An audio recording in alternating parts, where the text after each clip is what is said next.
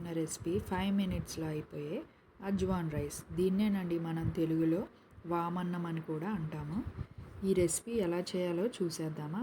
దానికి కావాల్సిన ఇంగ్రీడియంట్స్: మీకు హ్యాండ్ఫుల్గా కరివేపాకు తీసుకోండి, తాలింపు గింజలు, ఎండుమిర్చి ఒక 8 ఆర్ 9, అండ్ వెల్లుల్లి రెబ్బలు ఒక 10, అండ్ వాము సరిపడా వాము తీసుకోవాలండి. మీకు ఎంత స్పైస్ కావాలో అంత స్పైస్కి తగ్గట్టుగా, అండ్ అలానే సరిపడా సాల్ట్ అండ్ రైస్.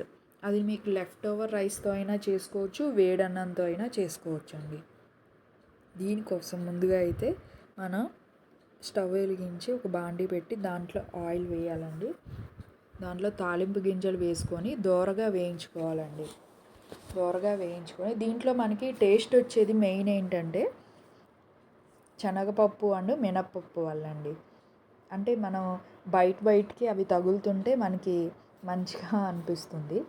సో అదంతా ఏగిపోయాక మనం ఏం చేయాలంటే దాంట్లోకి అజ్వాన్ వేసుకోవాలండి.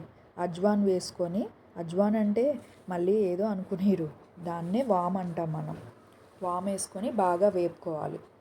తర్వాత దాంట్లోకి ఎండుమిర్చి అండ్ వెల్లుల్లి రెబ్బలు కూడా వేసుకొని బాగా దోరగా వేయించుకోవాలి.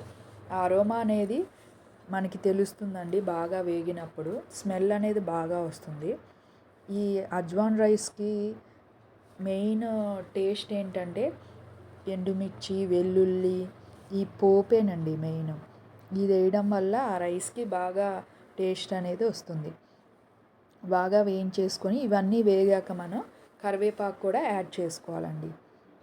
మొత్తం అంతా కరివేపాకు మొత్తం ఈ స్పైసెస్ అన్నీ వేగిపోయాక మనం ఏదైతే రైస్ చేసుకున్నామో ఆ రైస్ కూడా యాడ్ చేసుకోవాలి. యాడ్ చేసుకొని సరిపడినంత సాల్ట్ వేసుకొని కలిపేసుకోవాలి. ఈ అజ్వాన్ రైస్ అయితే హెల్త్కి చాలా మంచి బెనిఫిట్స్ ఉన్నాయండి. చిన్న బేబీస్ దగ్గర నుంచి చాలా ఏజ్డ్ పీపుల్ వరకు తీసుకోవచ్చు. ఈ అజ్వాన్ రైస్ వల్ల డైజెషన్ ప్రాబ్లమ్స్ ఉన్న, స్టమక్ అప్సెట్ ఉన్న చాలా యూజ్ ఉంటుందండి. దీని టేస్ట్ చేశారంటే ఎవ్వరూ వదిలిపెట్టరండి. చిన్న బేబీస్ అయితే చాలా ఇష్టంగా తింటారు. ఎందుకంటే వాళ్ళకి నార్మల్ కారం వేరండి. దీని ఏంటంటే మనకి అదో టేస్ట్. అంటే అది మీరు ఒకసారి ట్రై చేస్తేనే మీకు అది తెలుస్తుంది.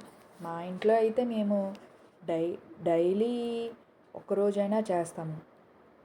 మార్నింగ్ ఆర్ ఆఫ్టర్నూన్ టైంలో, ఆర్ ఇన్కేస్ కుదరలేదు అన్నప్పుడు కనుక వాళ్ళకి ఏదైనా మార్నింగ్ ఆమ్లెట్స్ కానీ అలా వేసి పెడుతుంటాము.